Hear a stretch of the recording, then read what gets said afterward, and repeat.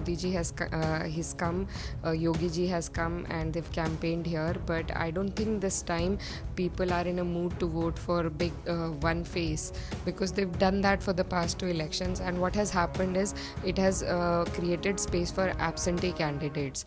The last time Kairana went to BJP, but the fight this time is interesting because the Samajwadi Party has fielded a very young candidate, probably a first time entrant into politics, but she comes from a legacy family. Iqra Hasan is with us.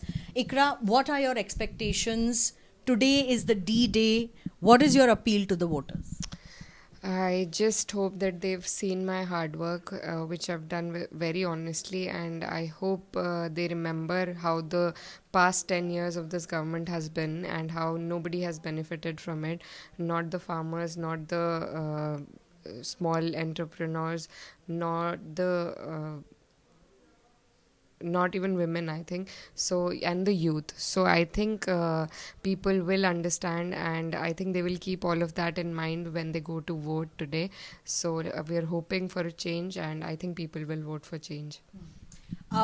What is going to be your appeal to other sections of the society? Because generally Kairana is a seat where there are a lot of Muslim votes. You being Samajwadi Party's Muslim candidate, is it going to be easy for you to garner votes from other cross sections of caste and the society, so that you would be able to emerge victorious?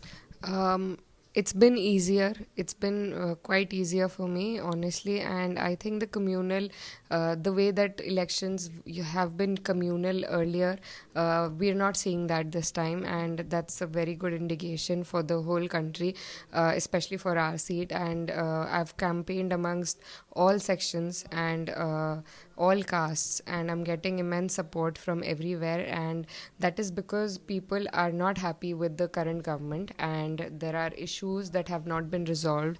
There are issues that have been raised by BJP, and I think that is helping us.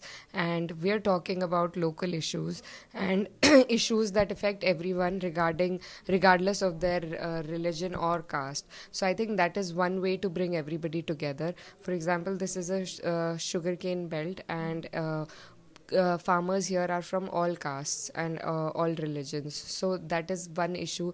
The pending payment of farmers is a very big issue in this area, and I think that brings us all together more than anything here. So issues that hold everybody together and that affect everybody, they are becoming more prominent, and I think people are voting for the issues this time. So are you saying that there is no Modi leher in this area? I would like to say so. I mean, Modi ji has he's come, Yogi ji has come, and they've campaigned here. But I don't think this time people are in a mood to vote for big one face, because they've done that for the past two elections. And what has happened is it has created space for absentee candidates. So they've not been present in public. They've not done their work, and they've not listened to the people or to their problems or raised their issues or solve their issues, because they what their excuse is also is that people have voted for Modi ji and not for us. That is one excuse with which they get away with, and this time I don't think people are going to let them get away with it. But BJP is very confident of sweeping throughout Uttar Pradesh. In fact, all the Western UP seats went into the BJP's kitty. So how are, candidates such as yourself or even Samajwadi Party candidates in the Western Uttar Pradesh going to ensure that this time you would emerge with a victory? I think it's happening organically on its own. There is because our election is against the government. It's against the current, you can say, and we're not hearing as much. There is no excitement amongst voters who would originally vote for BJP. So they're quiet, And I think if this quietness is a bad indication for the current government, because when you're voting for the government or for somebody who's already in power, you vote with a lot of gusto. But this time there is no excitement, there is no we don't see any gusto amongst the voters of BJP, and most of them are in talks with us also, and every day we are getting more and more people on our side who were originally on BJP's side. So I think there is a wave of change that is happening. There's an undercurrent, and I think we might form the government, inshallah. Okay, I also want to ask you, you being a female candidate, a woman candidate, from the area of Western UP, where a lot of women and girls would be aspiring to be like you. You're foreign educated, you speak Hindi, you speak English, you've come from this cultural setup, you're a local here. Do you feel that sort of pressure on yourself? And what is your appeal to, young voters, women voters? Not pressure as much, but yeah, I've started to feel it now, because people have started taking me a lot more seriously than they used to, and I think the post that I'm contesting for in itself is a very responsible post. So now I feel the pressure of the responsibility that will come onto my shoulders, and I hope I can fulfill the expectations people have of me, and I hope in my own little way I can show and represent the area that I come from, and show to the girls, especially in this area, that there isn't a 360-degree change that you need to make to be somewhere, and you can be your own self and still bring about some sort of change in the society, and you can still be educated and be modest together. So that is one thing that is an issue in this area. Modesty is a big thing, since this is a very conservative, patriarchal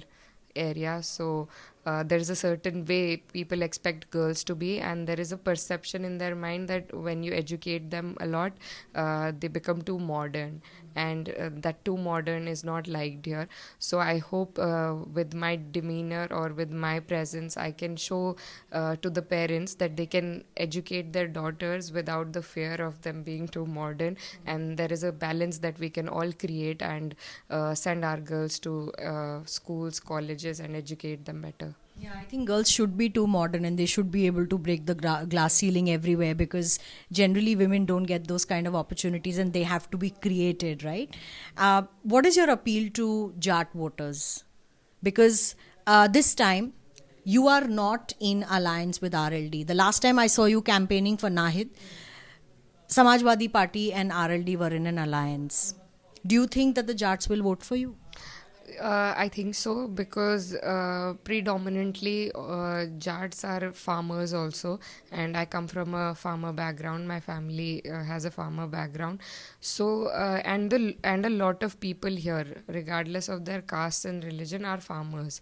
So in the past 3 years, we've actively raised our voices for collectively and actively raised our voices for farmers' issues, be it MSP, be it the 14-day payment that is due for that should be given to farmers, be it a raise in their income, and the mills here do not pay the farmers on time, and there's a lot of backlog of payments.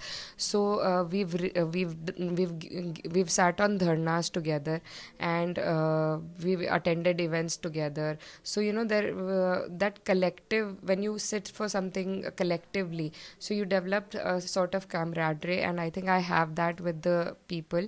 And I don't think the MP, we sat for a dharna for 3 months, and the current MP and nobody from the BJP or the MP ever came to the dharna to even ask us what is happening or to raise the question in the parliament, because I believe a representative, once they win, they represent all the people of the constituency, not just the ones who voted for them, but everybody. So it's a duty to, if your people are protesting or are facing some issue, you should go and ask them. And that didn't happen, and there is a resentment amongst all the farmers against BJP, and it's a विचारधारा की लड़ाई. So, and I don't think that goes away so quickly. So the RLD and BJP may have come together, but the people haven't. People's heart hasn't aligned with BJP as of yet, specifically for farmers. You also mentioned that this time in Kairana the election is not communal. Does that work in your favor? Oh, absolutely.